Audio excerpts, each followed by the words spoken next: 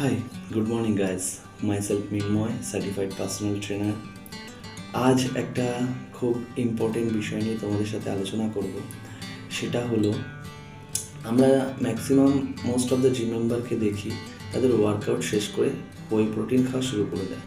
So এটাই বলবো, হোই protein তোমরা খাচ্ছ, এটা ভালো কথা। হোই প্রোটিন কিন্তু তোমাদের মাসেল রিকভারির কাজে হেল্প করে, সেটা তোমরাই জানো সবাই। কিন্তু এই হোই প্রোটিনের কতটা তোমাদের মাসেল রিকভারির কাজে লাগাতে পারছো সেটা কি জানো? তোমরা কিন্তু পুরোটা হোই প্রোটিন তোমাদের মাসেল রিকভারির কাজে লাগাতে পারছো না। সো এর কারণটা জেনে নাও।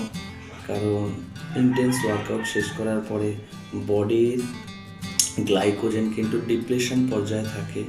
সেই সময় বডিতে এনার্জির দরকার হয়, আর এই হোই প্রোটিনটা যখনই দিচ্ছ তখন কিন্তু তার ম্যাক্সিমামটাই গ্লুকোনিওজেনেসিস পর্যায়ে ফার্স্ট এনার্জিতে কনভার্ট হচ্ছে। সো তোমার সেইখানে গ্লাইকোজেনটা রিপ্লেনিশ হচ্ছে।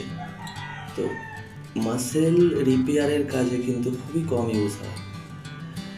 তো সেক্ষেত্রে কি করতে পারো, তোমরা যদি কিছু simple carbohydrate like plain rice বা বেনানা, তোমাদের হোই প্রোটিনটা যে ইনটেক করছো তার যদি কিছুক্ষণ আগে খেয়ে নাও, তাহলে কিন্তু তোমরা সেই হোই প্রোটিনের ম্যাক্সিমামটাকে তার কাজে, মাসেল রিপেয়ারের কাজে লাগাতে পারবে।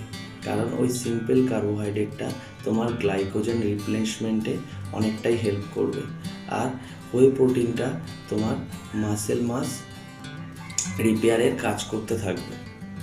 ইনফরমেশনটি ভালো লাগলে অবশ্যই লাইক, কমেন্ট, শেয়ার করে দিই। Thank you.